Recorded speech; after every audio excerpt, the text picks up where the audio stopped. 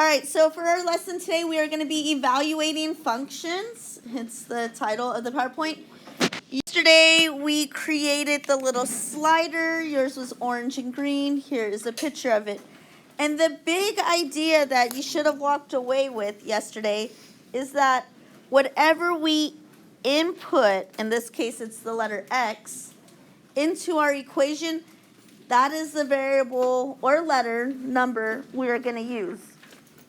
So if I had, so let's do an example, f of x is equal to 2x plus 5. Because there's an x there, I'm going to have the x here. But what if I plugged in a number?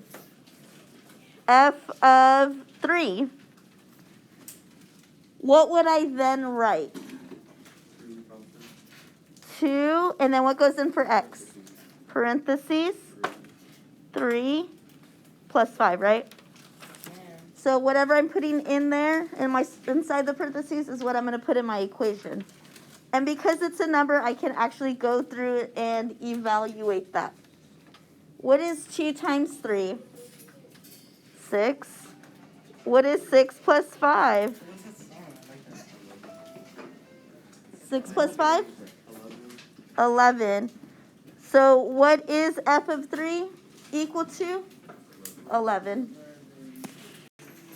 All right, we also watched that video. All right, so we are on your paper now. So let f of x equal to 2x plus 1. Evaluate f of 3. So anywhere there was an x, I put a 3. What is 2 times 3, though? 6. And what is 6 plus 1? 7. So what is the answer? 7. Okay, we got another one to do. Evaluate f of negative 6. So how would I write that out? I write the 2. That's on my paper for my equation. My parentheses, because I'm going to replace the x. What number goes inside? Good. And then that plus 1 just drops. So what is 2 times negative 6, though? Negative 12. Don't forget that plus 1. Someone spilled water on the stairs. And what is negative 12 plus 1?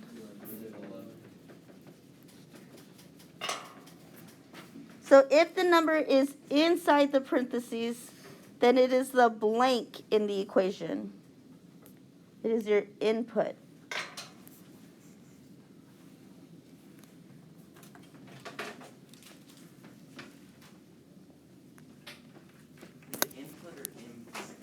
I-N, in. All right, so now look at where that 5 is. The 5 is outside. So it's not the input, it is the output. So that's going to be in place of the y. So we will have 5 is equal to 2x plus 1. So now we got to go back to the last topic. We need to solve for x. All right, so we are going to subtract 1 on both sides. That cancels out there. 5 minus 1, 4, is equal to 2x. We're going to do what to get rid of the 2 in front of the x? Perfect. Good. Divide by 2. That means x is equal to... So that it was the x is our input. If the number is outside the parentheses, then it is the output. Good job. I write too hard in the mic. All right, so now we're going to do this from a table. So now we really have to pay attention to what information they're giving us. So this first one, h of negative 3. Is that negative 3 an x or a y? An x, because it's inside, right? So I look at my x, I find negative 3, and who's it partnered with?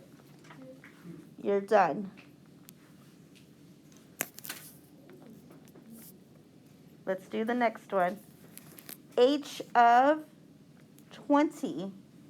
So I look at my x, I find 20, and who's it partnered with? 0. Do the next two. All right, what is h of 8? Good. H of negative 1? 0. Are you sure? Wait, yeah, wait.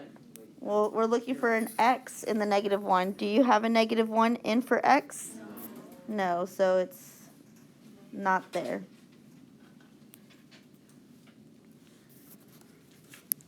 All right, so what's different on the other side? What is x rather than what is? So that means all these numbers right here are the y, or in this case, h of x. So when y is 9, right here, who is it partnered with? 2. Good. What about 4? So we write 8 and 9, because it's both. What about 0?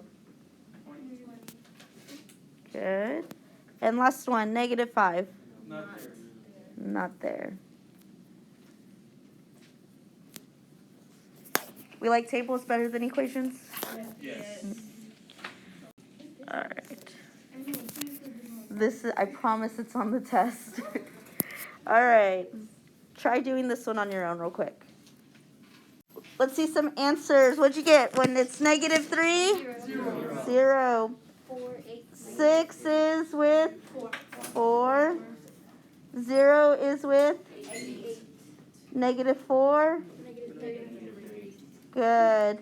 And the other side, they're giving you the y, or the g of t. So t is what? Negative 3 from right here.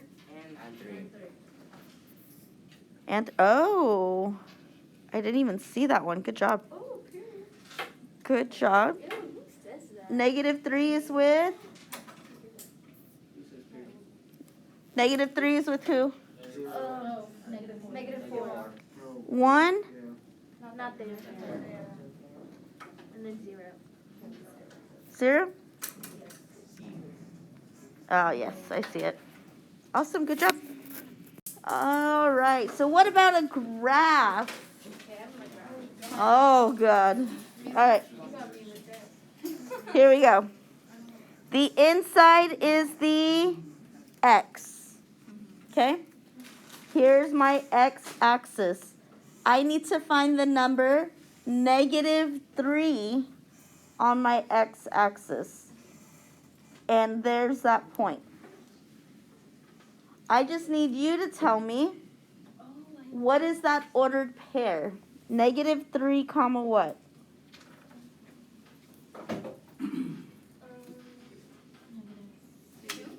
Negative 2. So our answer is negative 2. Let's do another one. When x is 2, so I go my x-axis, I find 2. My graph is up top, right there. So 2 comma, you said it? 4. All right, pick a different color. Our x is 4. What is that ordered pair? What's our y value? 4, 0.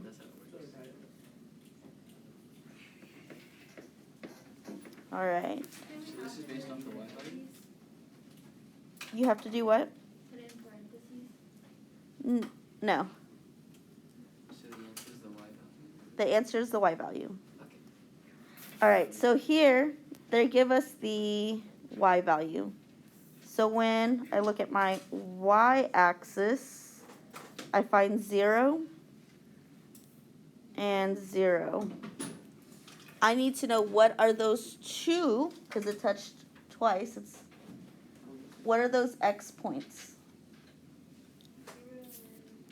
0 and 0, 4. and then the last one when y is 4. So here's 4. Go across. What is the y value?